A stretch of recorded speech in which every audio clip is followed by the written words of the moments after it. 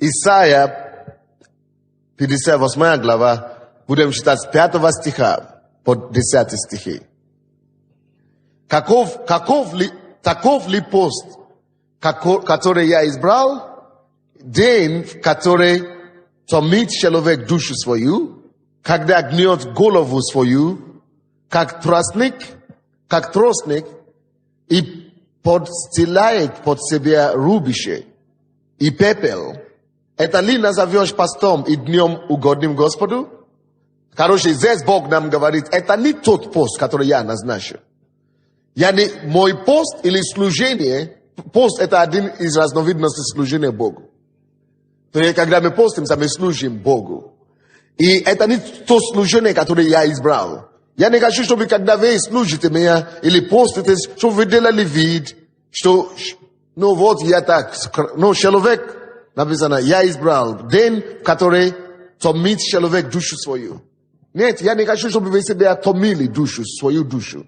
Делали себя, ну вот я не кушаю, вот я такой набожный, а вот я не кушаю, значит я такой духовный, значит, а вот я такой жалкий, такой бедный, вы смотрите на меня и скажите мне, что я такой вот набожный. Ну, вот Светуша такой у нас появился, вот такой у нас набожный появился, вот я такой бедный, не бреюсь, ну, я ношу какой-то, я грязный, вот, почему ты такой?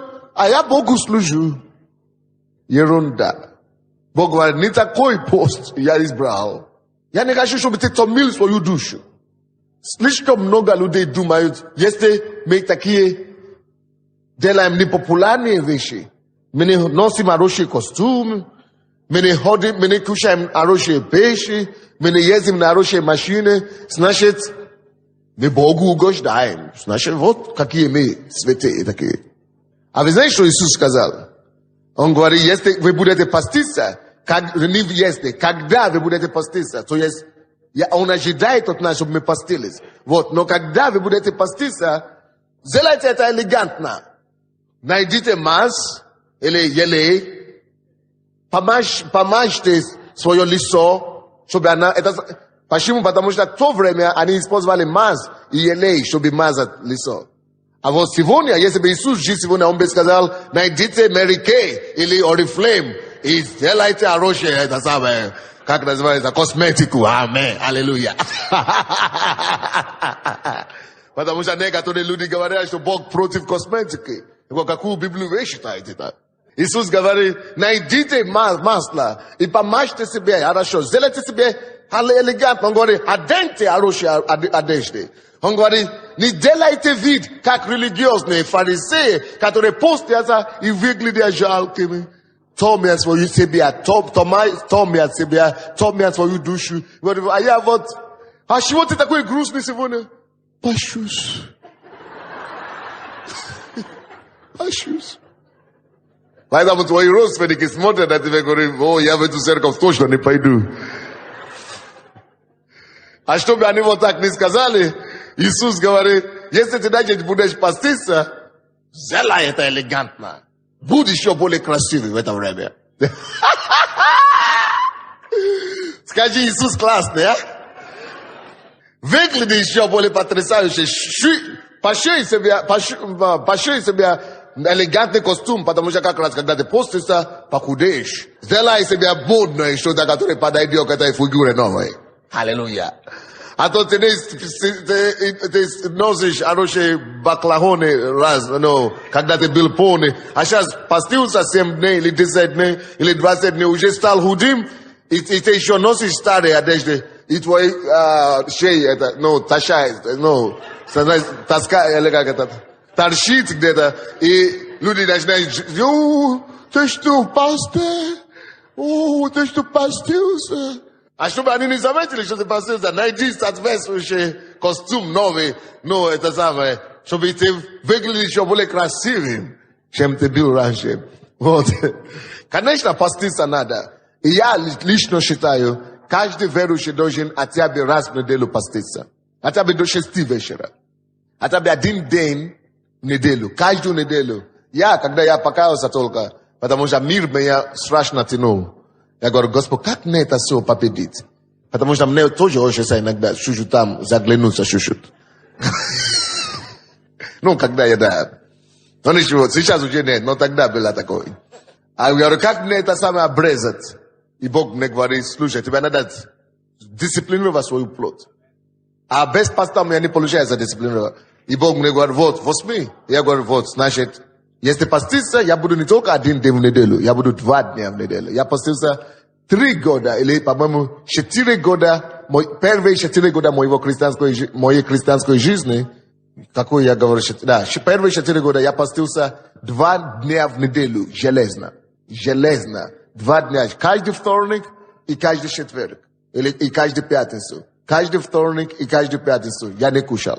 Потому что я хотел действительно служить, оторваться от этого мира и одержать победу и служить Богу.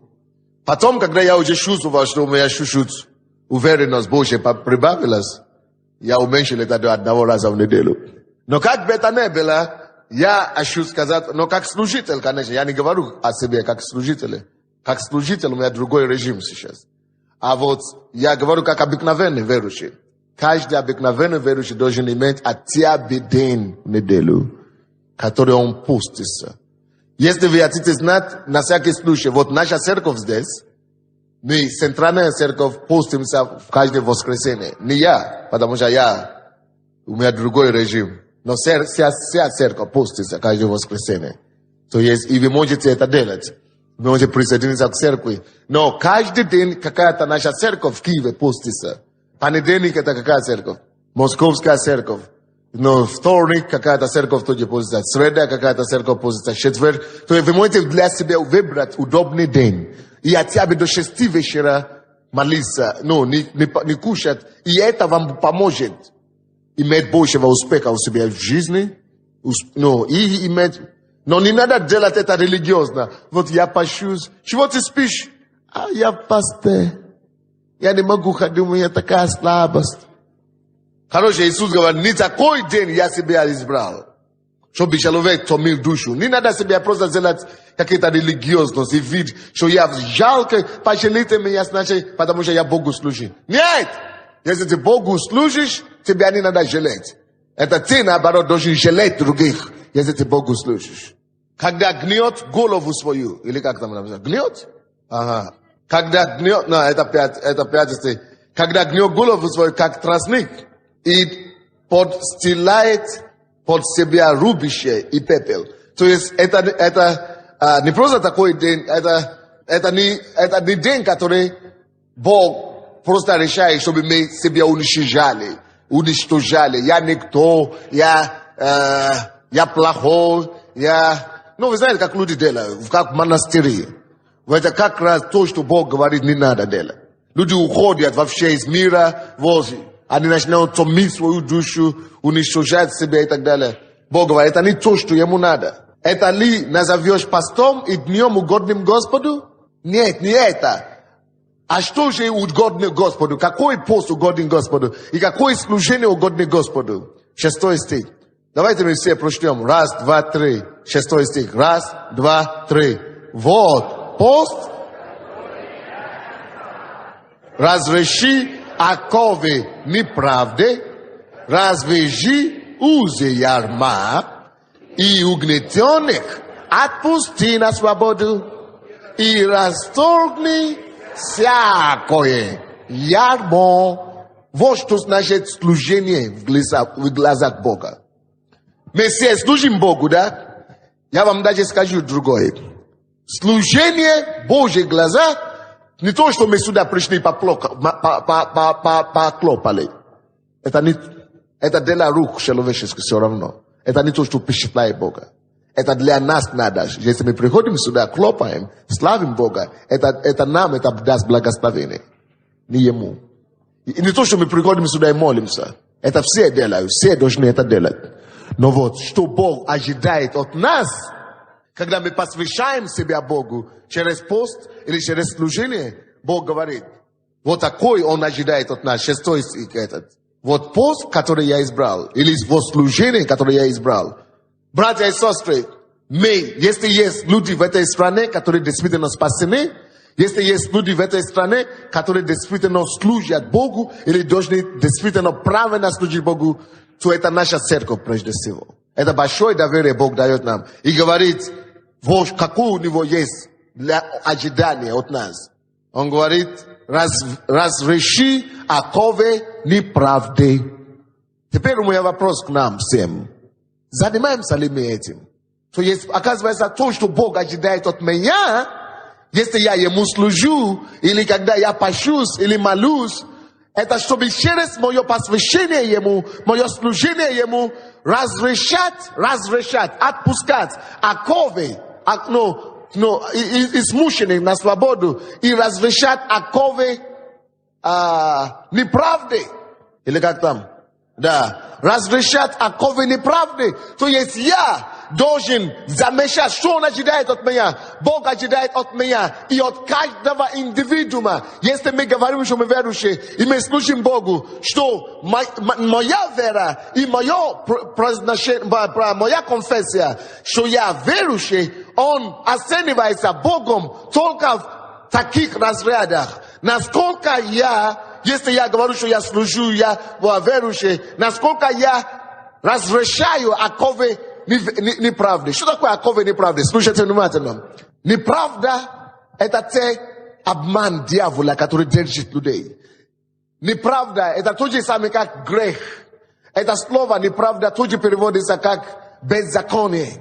Вот, разрешать оковы неправды – это значит разрушить контроль, влияние и оковы греха, обмана, неправды в жизни людей, беззаконие в жизни людей. И это же вокруг нас, валом таких людей, которые окружают нас, и они в оковах неправды, в оковах греха, в оковах беззакония, обмануты дьяволом, и они живут как все. И этим самым думают, что они нормально живут. И что это все так живут, и это нормально. И мы это знаем, что они в оковах. Всякий человек, неверующий в этом мире, который не освобожден Иисусом, не живет в свободе. Они думают, что они живут в свободе. Я могу курить, я могу блудить, я могу обманывать, я могу делать, что я хочу. А на самом деле это есть окова. Это есть рабство. Допустим, почему мы с вами не курим больше? Почему мы больше с вами не блудим? Потому что мы вышли с этого окова, а он уже нас не держит. Вы понимаете, что такое окова? Почему я уже не курю? А раньше я не мог делать без этого. Не я никогда не курил, но примерно говорю. Почему человек не мог вообще освободиться? Потому что он раньше был в оковах. Теперь мы кто-то разрешил его, отпустил его от оковы. Вот Бог ожидает, чтобы каждый из нас своим служением Богу доказал тем, насколько Он разрешает людей из оков разных, которые их держат. Насколько ты, дорогой верующий, зависимо от того, насколько ты помогаешь людям понять. И насколько ты разрешаешь и выпускаешь людей из разных ложных оковах. Ложь и обман, который держит людей. Допустим, одна ложь, которая держит людей. Люди думают, что если у меня нету денег, у меня не может быть жизнь. Мы можем принести им, что деньги не есть жизнь, потому что многие люди имеют деньги и поканчивают жизнь самоубийством, не имеют жизни. И мы можем принести им истину, что жизнь есть Иисус. Иисус сказал, я есть жизнь, путь и истина. Я, жизнь, это не материальных ценностей. Жизнь это не вещи. Жизнь это не абстракция. Жизнь это личность. И как эта жизнь, как его называется, как эту личность зовут? Жизнь это не абстракция, это не понятие. Жизнь это личность. И из-за того, что весь мир этого не знает, и весь мир поэтому гибнет, весь мир поэтому ищут жизнь не там. Они ищут жизнь в наркотиках, потому что они думают, что жизнь это наслаждение или хорошее чувство. Они думают, что жизнь это кайф или чувство какое-то. Но жизнь это не вещь, это не чувство. Мы это знаем, мы попробовали это, мы испытали это на себе, что жизнь это личность. И Бог ожидает от нас, что если вы говорите, вы слушаете меня, принесите свободу таким же людям, как вы, за которые я умер. Такого же человека, как ты, который я создал по своему образу и подобию. Но вы знаете, почему мы часто говорим, но Господь, они меня не принимают или не хотят принимать. Да, тебя не примут и не захотят принимать, если у тебя не будет тоже достаточно мудрости. Потому что очень часто мы наезжаем на людей. Вместо чтобы, наоборот, через любовь, через доброту нашу, через внимание наше, через подход правильный приобрести людей. Иногда мы напугаем людей и отталкиваем людей от себя больше, чем мы приобретаем. И тут нам надо просто знать, что только наши дела больше говорят, чем наши слова. Наша любовь, наше внимание, наши действия, наша доброта. Вот это приобретет больше душ, чем мы думаем. Кто-нибудь слушает меня или нет? Он говорит, вот это есть пост, который я себе назначил. Вот почему, допустим, кто заметил, что здесь есть на этой улице вообще 3 церкви есть? Есть одна здесь, белая какая-то, апостольская какая-то там церковь. Есть, мы вообще, это единственное, что тут не похоже на церковь. Да, похоже хотя бы чуть-чуть на церковь. И вот еще направо, налево, вообще мы как Иисус, направо, налево есть распятый с нами. На правую сторону и на левую сторону. Короче, и тут на левую сторону у нас православная церковь. Но маленькая. Я заглянул туда, человек 20 там станет. Может быть 30. Кто-нибудь видел? Я говорю, зачем бросать столько денег? Ради ничего. Выброшенные деньги. Как построить церковь на 20 человек в центре города? В большом городе таком. Ничего не понимаю. Потому что народ не идет. Там огромные деньги, огромные купола, огромный хороший свет, хорошее красивое здание. Выброшенные тысячи, сотни тысяч долларов. Может быть, даже миллион там есть. Но народа нет. И здесь тоже больше миллиона стоит. И народа тоже нет. Потому что Бог не ищет формулы. Бог не ищет формы. Бог не ищет внешние вещи. Бог ищет, кто освобождает оковы. Кто освободит оковы. На того придет мое благоволение. Кто освободит измученный на свободу, тому я дам мой печать. Кто освободит, кто выпустит на свободу люди, которые связаны, обмануты, которые гибнут. Кто принесет мое слово как свободу. Вот это есть пост, который угоден мне. Вот это есть пост, который я назначил. Вот пост, который я назначил. Не то, что ты делаешь вид, вот я не бреюсь, или, вот я грязный, вот я не моюсь вообще, не хожу в ванну, и все равно пахну плохо, потому что я Богу служу. Не это я хочу. Я хочу, чтобы ты хорошо выглядел. Я хочу, чтобы ты принес мою хорошую весть и хорошую известие людям. Чтобы ты сказали им, эй, улыбнись, посмотри, какой я красивая. Ты тоже можешь стать такой. Я тебя люблю. Да, тебе благословлю тебя. Да, я тебя люблю. Но что-нибудь сделай доброе, короче. И чтобы они увидели, и что действительно ты свободен. Ты уже не в тех оковах, которые они сейчас находятся. Бог говорит, я переживаю за тех, которые в оковах. Вот это то, что обозначает пост для меня. Начни, посвятите себя тому, чтобы те, которые в оковах, были отпущены. Посвяти себя тем, чтобы те, которые в какие-то обманах дьявола, были отпущены. Вот этим ты меня служишь, ты мне служишь. Ты мне служишь, никогда ты приходишь самому себе за твои проблемы молиться. Это ты себе служишь. Ты мне служишь не потому, что ты ходишь по церкви в воскресенье на служение. Это ты себе служишь. А вот ты мне служишь, когда ты видишь нужду и реагируешь на эти нужды. Кто из вас когда-то уже был на вулкане, где мы кормим бедных, чтобы там помочь чуть-чуть, приложить свою услугу? Кто когда-то там был? Вот. Потому что они воняют, потому что они грязные. Считанные всего лишь руки. Бог говорит, если мы верим, на самом деле наша вера должна быть направлена на то, чтобы видеть нужду и решать эти нужды. Вот пост, который я назначил себе. И не только, я ни в коем случае я не говорю, что мы все должны работать на вулкане. Нет. Я просто имею в виду, что каждый имеет свою территорию, куда Бог посылает каждого из нас.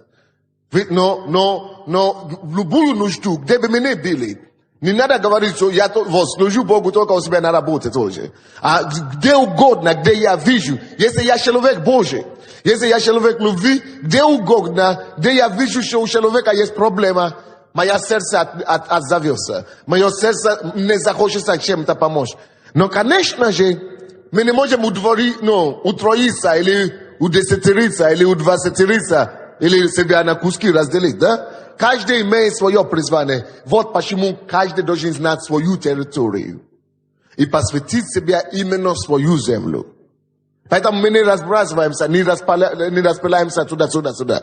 Но мы находим это сердце, есть у нас все равно. Что мы понимаем, что я живу для того, чтобы разрешить оковы неправды.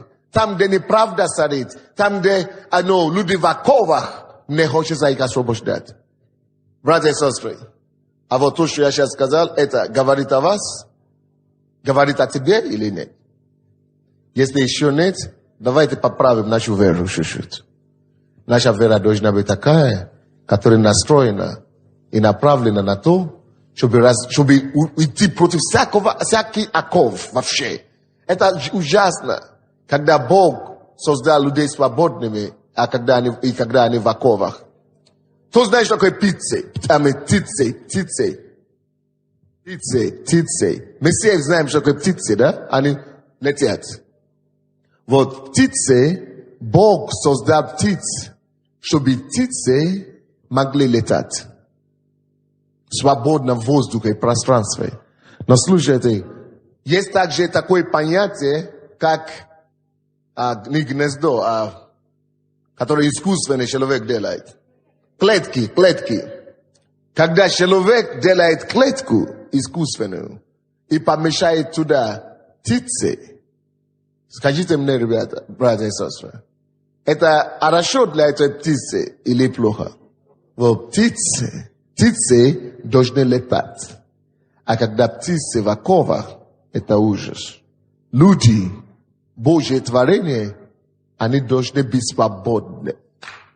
Они должны в свободе служить Творцу. И когда Божье творение находится в оковах алкоголя или что-нибудь греха, неправды, беззакония, это ужасно. Это то же самое словно, как вот эта птица, которая никогда не видела воздух, никогда не знает красоту и пошутия полета, никогда не знает, что такое парить в воздухе. Это такое чувство неудовлетворения будет преследовать эту птицу всю жизнь. Так и есть для любого человека, который живет в этой жизни и не знает, что есть свободу, которую приносит Христос. Вот почему мы начали группу 12 нашей церкви.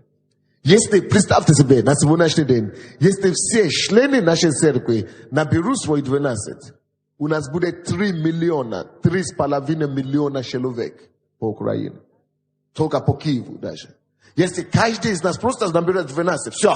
Только каждый человек наберет свои 12, у нас будет 3 миллиона человек. Но как бы не доходят до нас часто. Но если бы мы поняли чувство боли, которое у Иисуса есть, когда Он видит своего творения в оковах, Он даже просит нас поститься, чтобы люди освободились от оков. Сколько раз вы когда-нибудь постились, чтобы люди освободились от оков? Чтобы люди спаслись? чтобы люди пришли к Богу. Некоторые из нас даже собственные дети, наркотика, блуды и в алкоголе, мы даже за них не можем поститься. Вот Наташа Потапаева, она мне рассказала такой случай. У нее в группе, в рэп-центре, половина детей, которые туда ходят, их родители вообще не ходят в церковь молиться за них, за эти детей. Сами дети. Вот мы постимся, молимся. Наташа постится каждые полгода, наверное, по 21 день за все детей наркоманов. Она их не знает, но постится и молится. И слушайте, эти мамы, она называет себя мама. Эти папы называют себя папой, но способны делать то, что даже животные не сделают. Потому что животные, они борются за своих детей. Я вам точно. Даже курица борется за своих детей. Даже собака борется за своих детей. А вот есть такие твари, которые себя называют матери и папой. Одни из таких тварей, даже вот пастор Наташа выдает замуж ее дочку, которая была наркоманка, которая уже обворовала все, уже вынесла весь дом. 4 года она перестала колоться и начала служить Богу. И она выходит замуж. И эта мама даже только пришла на свадьбу, такая. Некоторые люди уже продали свою душу давно. Вот, братья и сестры, у Бога вот такая же боль за своих детей. И когда мы не берем боль Божью на себя, Богу настолько больно. Бог ожидает на нас, надеется на нас, Бог рассчитывается на нас, что мы будем поститься, мы будем молиться, чтобы все, которые вокруг были освобождены. Тем более, если они наши дети, тем более, если они наши мужья, тем более, если они наши родственники. Вот почему мы постимся каждый месяц в этой церкви, каждый последний выходной месяца мы все постимся. 3 дня мы не кушаем. Мы молимся. Или кто-то кушает в конце дня, кто может, кто как может. Но при этом даже половина церкви даже не знает, что такое пост идет. Или знает, но закрывает на это глаза. А вот Бог говорит, что я назначаю вообще даже такой пост. Чтобы вы молились за освобождение таких измученных на свободу. Чтобы вы стали инструментом свободы для людей. И я так счастлив, что Бог мне дал такую привилегию познать Его. И действительно поверить Богу, что стоит себя сеять, себя жертвовать, чтобы видеть свободу других людей. Эти люди потом тебя так полюбят. Они будут настолько признательны Богу и тебе. Вот почему тебе нужно и видеть свой плод. И я даю каждому в этой церкви иметь свой 12. Чтобы ты мог видеть свой плод. Чтобы ты мог вкусить плоды твоего труда. Не просто привести ко мне. Ты сам, вот с ними, наслаждайся увиденное, как меняется жизнь тех, кому ты служишь. Те, которые через твои молитвы, и твою доброту, и твое служение, твою жизнь, познали истину и освободились от оков неправды. Короче, вот пост, который я избрал, или служение Богу, которое я избрал. Разреши оковы неправды, номер 1. Номер 2. Развяжи узы ярма. Скажите все, развяжи узы ярма. Что такое ярма, вы знаете? Ярма — это то, что связывает людей. Слушайте, 90% Киева связаны суетой, связаны работой или чем угодно. Они связаны с чем-то. А вы знаете, почему ярмо связывают с лошадью? Чтобы она не убежала. Вот дьявол связывает людей этого города, этого мира с чем угодно. С работой связывает, деньгам связывает, суетой связывает, казином связывает. Он прицепляет их так, чтобы они не вырвались на свободу. Чтобы они не вырвались к Спасителю.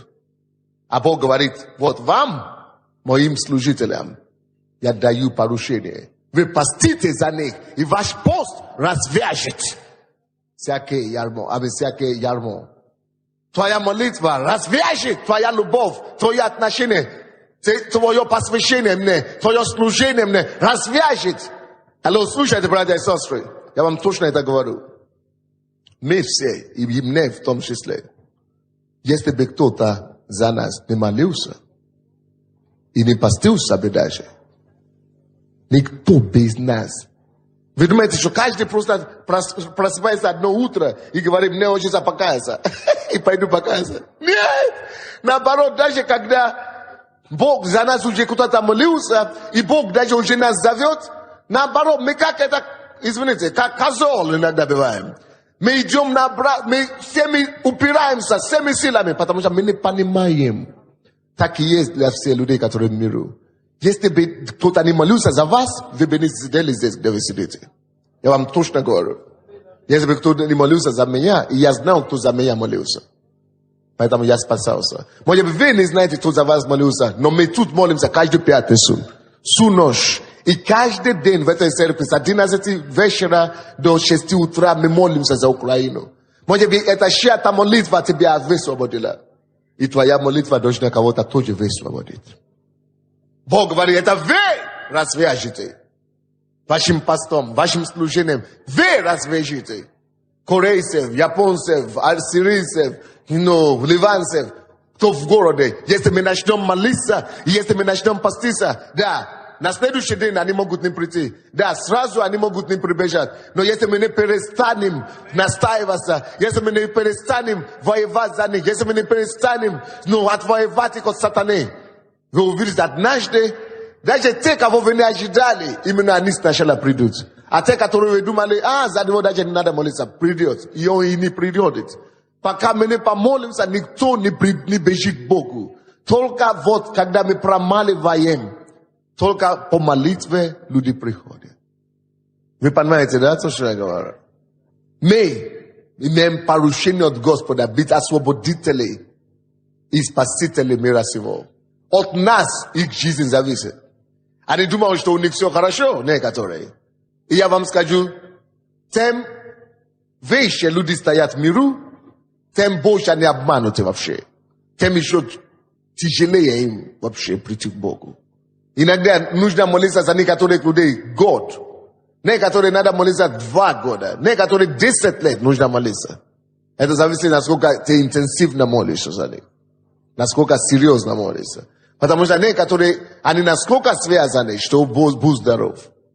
Но вы знаете, только молитва, и еще, если мы добавим к этому пост, развяжет их. Развяжи оковы неправды. Развяжи узы ярмо. И угнетенных отпустить на свободу. Хорошо. Помимо этого, есть еще другие люди, которые называются угнетенных. Какие угнетенные сейчас в нашем обществе? Хватает. Пенсионеры, ветераны. Люди, которые не имеют то наслаждение, которое все остальные имеют. Бомжи, в конце концов. Бедные, угнетенные. Люди, которые страдают чем-то. Больные. Бог говорит, что только мы, опять же, можем отпускать таких людей на свободу. Бог даст нам власть. Он говорит, все, я даю вам власть. Кому он дает власть? Нам, каждому. Даю вам власть наступать на змей и на скорпионов, и на всякую вражью силу. И ничто вас никогда не повредит. Идите от имени моем, и наступите на все. И люди будут свободными. Мы имеем эту власть. Давайте будем пользоваться ими. Особенно те направления жизни, которые Господь нас призвал. Вы, конечно, знаете, что я только что начинаю проповедовать. Я считал с 5 стиха до 10 стиха. Но, конечно, нет времени. Но считайте у себя дома. Всю главу эту можно считать. С 5 по 14 стихи. Бог проговорит вам очень сильно. Но самое главное, кто там не подсказывает, практикуйте. Практикуйте это. Потому что если мы не будем практиковать, послушайте внимательно, церковь. Если мы не начнем других людей освобождать, дьявол сам скоро поставит нас в те же самые узы и в те же самые оковы, которые находятся те, которые мы призваны освобождать. Вы не слышали то, что я сказал? Слишком серьезно то, что я сейчас сказал. Послушайте еще раз.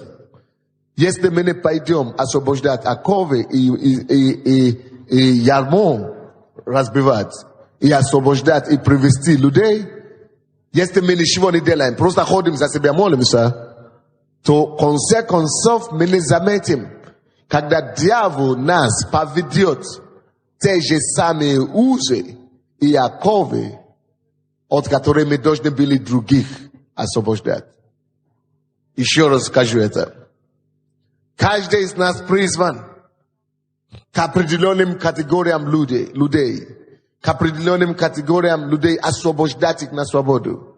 Однако, если мы не будем идти их развязывать, то мы сами не заметим, когда дьявол нас заведет в тех же узах и оковы, где находятся те, кого мы призваны освобождать. Это очень серьезно. Еще раз скажу это. Вы направлены, призваны кому-то. Мы имеем свои призвания, каждый из нас. Если мы не пойдем освобождать их и развязать их оковы, мы не заметим, когда дьявол нас посадит в те же плитки, в те же углы, на которые они сидят. Не дай Бог. Давайте преклоним нашу голову. Мы должны освобождаться от эгоизма, чтобы действительно начинать жить для других.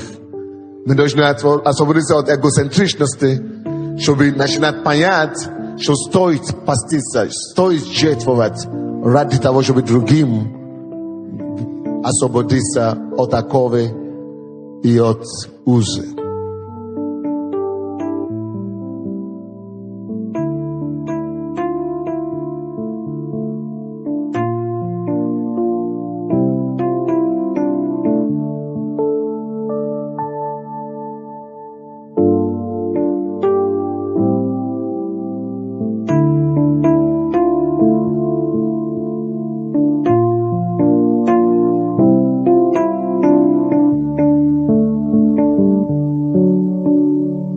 Давайте попросим Бога, чтобы Он сделал нас, каждого, человеком, который опускает, чтобы мы все стали инструментом разрушения оков у себя на работе, в своем доме, в своем там, той сфере жизни, которой Господь призвал нас, чтобы мы стали источником радости, мира, счастья, смеха, улыбки для всех, куда Бог нас приводит.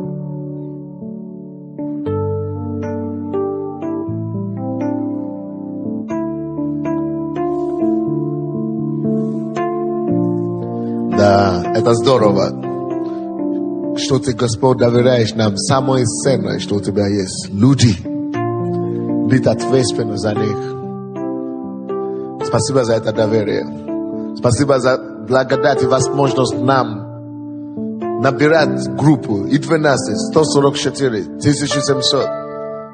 Побольше, сколько ты нам доверишь. Мы отдаем свое сердце тебе. Используй нас. Используй эти руки, ноги, сердце, чтобы принести освобождение и разрушать оковы и узы, и пускать и выпускать на свободу тех, ради кого ты умер, чтобы мы сами не оказались в их узах и их оковы. Помоги нам помочь им сегодня. Помоги нам, Господь. Помоги нам, Иисус. Во имя Иисуса Христа. Аминь. Господь, мы так благодарны Тебе, что Ты у нас есть, и что мы можем прийти сюда обновлять свою веру, обновлять свой дух. Я благословляю всех Твоих детей сегодня.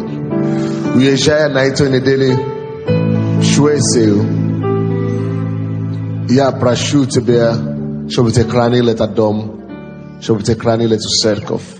И все наши церкви по городу, которые сейчас собираются и которые уже закончили служение, я молюсь, чтобы Твоим духом Ты охватил всех детей Твоих.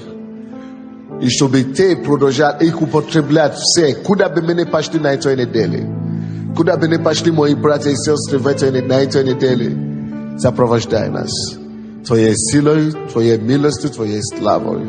Дай, чтобы мы были поистине послами Твоими. Чтобы мы не просто скрыли в себе и утаили того, что мы имеем, но чтобы мы выпускали Иисуса сияющего, прекрасного, которого влюбляются все. И дай нам быть ответственными и быть верными в ответственности за тех, которым Ты поручаешь нас. Помоги нам, Господь, действительно быть пасторами добрыми, как Ты есть для нас. Господь, я молюсь, чтобы Ты оградил всех Твоих детей на эту неделю всякие неприятности. Я молюсь, чтобы Ты, Господь, оградил все, что касается нас, наш дом, наше имение. Я прошу, чтобы Ты использовал все, что мы имеем, на прославление Твое имя и на распространение Твоей славы по всей земле. Будь прославлен, Господь. И дай нам на этой же неделе встретиться с радостью и с победой, и с Божьей улыбками о том, что Ты делаешь для нас, что Ты добрый к нам. Тебе слава и хвала во имя Иисуса Христа. И весь народ Божий сказал: спасибо. Мы хотим благодарить вас.